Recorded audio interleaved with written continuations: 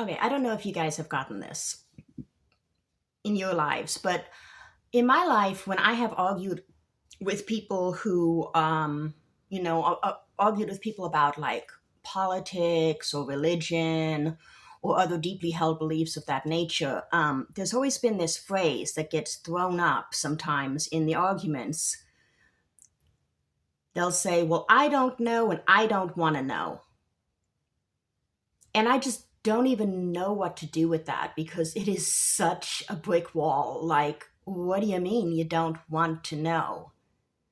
You you don't want to know, like, I know I'm neurodivergent, okay, but I don't get that on a basic level. What do you mean you don't want to know new information? But there's actually quite a bit of psychology behind it, which I think helps explain some of the willful ignorance found in MAGA and other groups in our country, and well, worldwide. But I tend to focus on American politics right now because, there's some crazy shit going on. But when somebody says, I don't know and I don't want to know, they're expressing more than just disinterest. That small phrase often reveals a deeper emotional barrier to information, and it's one that is tied to self-projection, identity, and their sense of belonging. It marks a psychological boundary where ignorance feels safer than understanding. Yet choosing not to know profoundly affects how people engage with truth, relationships, and society itself. So, at its core, I don't want to know is a form of avoidance. It often reflects a desire to block distressing truths, sidestep internal conflict, or escape the sense of responsibility that knowing would entail. In counseling contexts, this behavior is seen as a defense mechanism that shields a person from anxiety, guilt, or overwhelming emotion. It helps them to maintain a sense of stability when reality feels too heavy to face. Psychologists refer to this as information avoidance, the tendency to steer clear of knowledge that could cause discomfort or demand action.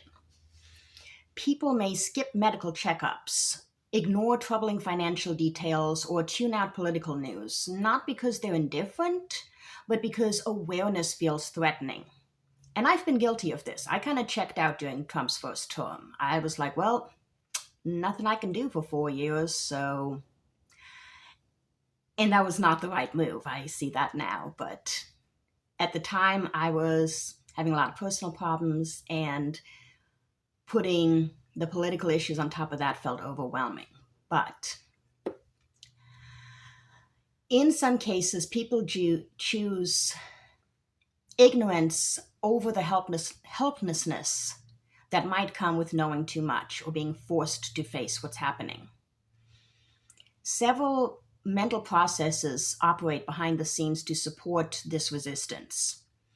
One example is cognitive dissonance, which describes the tension that arises when facts challenge deeply held beliefs, prompting people to reject or distort information that doesn't fit into their worldview.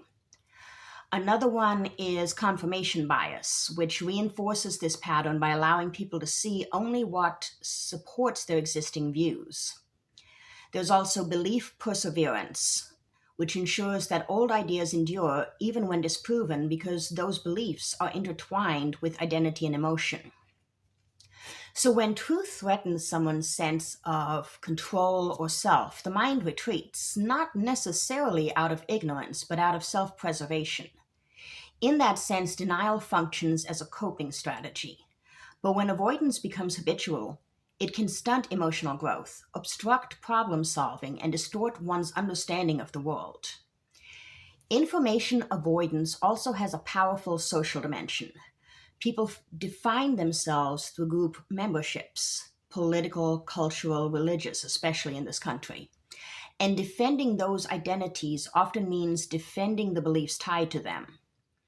When new evidence challenges group norms, it can feel like a threat to belonging. Rejecting the evidence then becomes a way to avoid shame, conflict, or exclusion. This dynamic helps explain phenomena such as political polarization and science denial. Loyalty to one's group can overshadow critical thinking, especially when dissent risks social isolation. Social identity theory suggests that the need for belonging is a fundamental human drive, strong enough to make truth feel secondary. In-group bias is another factor that deepens these divides by making people instinctively trust ideas from within their group and reject those from outsiders, even when evidence favors the latter. When a group feels culturally or politically threatened, members grow defensive, craving certainty and clinging to simple absolute explanations. This need for cognitive closure reduces their tolerance for ambiguity or nuance. Political leaders and media figures often exploit these vulnerabilities by framing outsiders as dangerous or immoral, then rally followers around a shared identity rooted in fear and a sense of moral superiority. This us versus them, this tribalistic type of politics, this rhetoric strengthens unity but suppresses skepticism and critical thought, painting disagreement as betrayal. In such environments, questioning itself becomes an offense, and possessing contradictory knowledge may invite judgment or social punishment.